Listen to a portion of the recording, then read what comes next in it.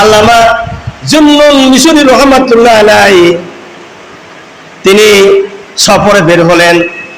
আল্লাহুম্মা তাওয়াক্কালতু আলাল্লাহ, আল্লাহর উপর তাওয়াক্কাল রেখে শুকনো একটা রুটি নিলেন। নেওয়ার পরে তিনি বের হলেন সফরের উদ্দেশ্যে। বের হওয়ার পরে রাস্তার মাঝে দুপুরের সময় হয়ে গেছে, জহর নামাজের রক্ত হয়ে গেছে। সেখানে গিয়ে তিনি গোসল করলেন আর নামাজ আদায় করলেন। তারপরে রুটি একখানা ছিল, রুটিটা তিনি খেতে বসছে। রুটি যখন তিনি খেতে বসেছে, ইতিহাসের মধ্যে লিখেছেন একটি পাখি ছট করে ছুটে এসে সামনে যখন রুটি খেতে যাবে ওই রকম রুটিটা নিয়ে চলে গেল জংলার দিকে। আল্লামা জুন্নুন মিশরি রহমাতুল্লাহ আলাইহি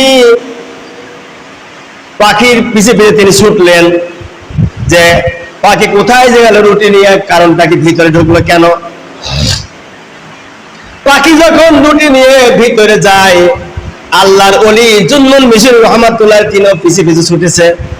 দেখা যায় একটি লোক হাত দুইটা বান্ধা, পাও বান্ধা, হাত আর পা বান্ধা, দাঁড়ের কোনো ক্ষমতা নাই, চিৎকার মারা ছাড়া তার কোনো ভাষা সেখানে আর নাই। লোকটি 3 দিন যাবত ধরে সেখানে হাত পা বান্ধা অবস্থায় পড়ে আছে। জুন্নুন মিশরি রহমাতুল্লাহ আলাইহি দেখেন একটি রুটি পাখি নিয়ে যায়, তার মুখের কাছে ধরলো আর লোকটি মুখ দিয়ে চিবাই চিবাই খাইতেছে। পাখিটি রুটিটা নিয়ে যায় মুখের কাছে ধরলে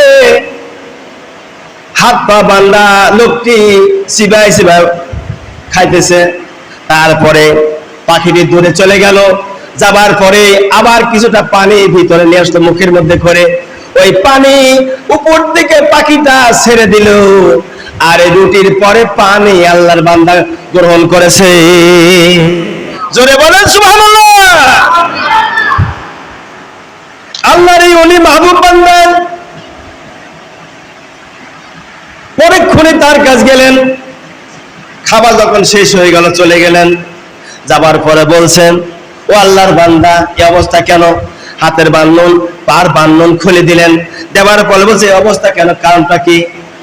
কবে আল্লাহর বন্ধু গো, ব্যবসা বাণিজ্য করার জন্য নৌকায় চড়েছিলাম, সওদাগরকে ফেলে দিয়ে আমাকে টেনে নিয়ে আসছে এদিকে। আমি যখন অর্থ সম্পদে ব্যবসা বাণিজ্য করার জন্য যখন এসেছিলাম, ডাকাতের একদল আমাকে এসে জোরপূর্বক করে ধরে নিয়ে এসে এখানে বাঁধলো। হাত বেঁধেছে, পা বেঁধেছে, জোড়া জোড়া হাত আর পা বেঁধেছে এভাবে করে। বাঁধার পরে আমার কাজ যা ছিল সব কিছু তারা ছিনায় নিয়ে গিয়েছে। আমি একদিন চলে গেল, খাবার পাই না, ক্ষুধার যন্ত্রণায় কাঁদতে লাগলাম। 2 দিন চলে গেল, এত ক্ষুধা লাগতে লাগলো।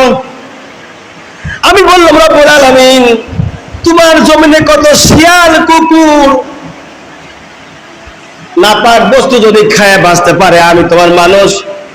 লাকাদ খালাকনাল ইনসানা ফি আহসানি তাকবীম। আল্লাহু আকবার।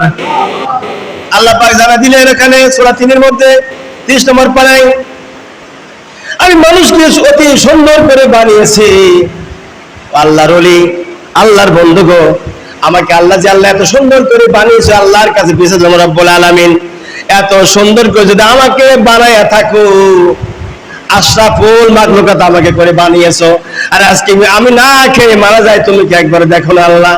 আমাকে খাবার ব্যবস্থা করে দাও। খাবার ব্যবস্থা না করলে আমি তো মারা যাবো আল্লাহ। 3য় দিন চলে যাই। 3য় দিন যখন সারাদিন চলে গেল, আমার মনে হচ্ছিল আমি এখন মারাই যাব। এমত অবস্থায় একটি এই পাখিটি, যেটাকে আপনি দেখেছেন, এই পাখিটি আমাকে কোথায় থেকে যেন খাবার মাঝে মধ্যে নিয়ে এসে আমার খাওয়ায়, আর মুখের মধ্যে একটু পানি নিয়ে এসে আমাকে উপর থেকে ঢেলে দেয়। ওই পানি খেয়ে 6টা দিন এখানে কাটা দিয়েছি। আল্লাহু আকবার। তাহলে এখন বলেন রিজিকের মালিক কে? সবাই বলি কে? রিজিকের মালিক আল্লাহ, হায়াতের মালিক আল্লাহ, মৌতের মালিক আল্লাহ, জমিন আল্লাহর, আল্লাহর আসমান জমিন, এইটা আমরা বিশ্বাসই করি না। আমরা শুধু দৌড়াইতেছি সারে গামা পাদা নিশা দাদা খালু নানা বাবা, এইদিকে দৌড়াইতেছি, আর অন্যদিকে আমরা দৌড়াই না। আল্লাহ পাক বলেছেন আমি কোরআনকে কমপ্লিট করে দিয়েছি বান্দার মাঝে, কমপ্লিট করে আপনার ইসলাম, ইসলামকে পরিপূর্ণ করে আমি আল্লাহ দিয়েছি। আর শয়তান বলছে না পরিপূর্ণ নয়, অসমাপ্ত আছে। শয়তানের কথা যারা দৌড়ায় চলে জাহান্নামগামী হবে।